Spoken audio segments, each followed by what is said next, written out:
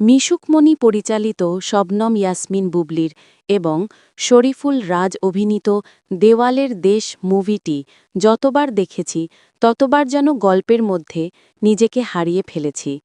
গল্পটির সংক্ষিপ্ত আকারে তুলে ধরলাম। দেওয়ালের দেশ মুভিটির গল্পটি বৈশাখ ও নহর নামের দুই অসমর্থিত প্রেমিক যুগলের ট্র্যাজিক প্রেম এবং সমাজের নানা স্তরের জীবনের প্রতিচ্ছবি তুলে ধরে।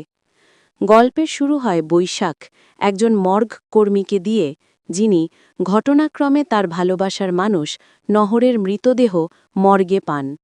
নহরের আঙ্গুলের আংটি দেখে সে তাকে চিনতে পারে।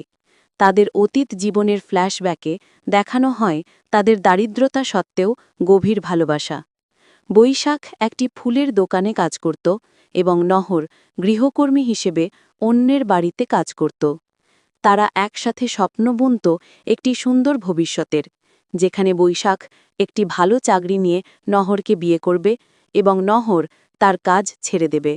বৈশাখ নাহারকে একটি লাল বেনারসি শাড়ি উপহার দিয়েছিল, যা তাদের ভালোবাসার প্রতীক ছিল।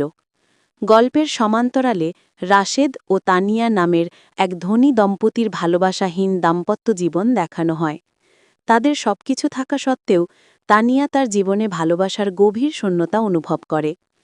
নহরের মৃতদেহ মর্গে আসার পর বৈশাখ তার প্রতিজ্ঞা পূরণের এক হৃদয় বিদারক পদক্ষেপ নেয়।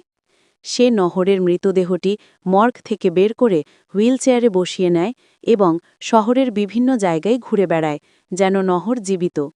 সে নহরকে তার কেনা শাড়ি পরিয়ে দেয় এবং তাদের দেখা হওয়ার জায়গাগুলোতে নিয়ে যায়। এদিকে পুলিশ নহরের মৃতদেহ নিখোঁজ হওয়ার তদন্ত শুরু করে এবং সিসিটিভি ফুটেজ দেখে বৈশাখকে অনুসরণ করে। ফ্ল্যাশব্যাকে আরও জানা যায় বৈশাখ মাদক পাচারের মিথ্যে অভিযোগে জেলে গিয়েছিল, যা তার ও নহরের জীবনে বিপর্যয় ডেকে আনে। নহরকে তার সৎবাবা অন্য এক পুরুষের সাথে বিয়ে দিতে চেয়েছিল এবং মানসিক চাপে সে স্ট্রোক করে মারা যায়। অবশেষে পুলিশ বৈশাখকে খুঁজে পায়। পোস্টমর্টেম রিপোর্টে নহরের মৃত্যুর কারণ হিসেবে মানসিক চাপজনিত স্ট্রোক উল্লেখ করা হয়।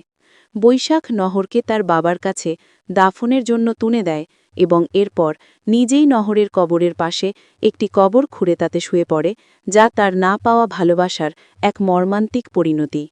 মুভিটি ভালোবাসা, আত্মত্যাগ এবং সামাজিক বাস্তবতার তিনটি ভিন্ন দিক ফুটিয়ে তোলে।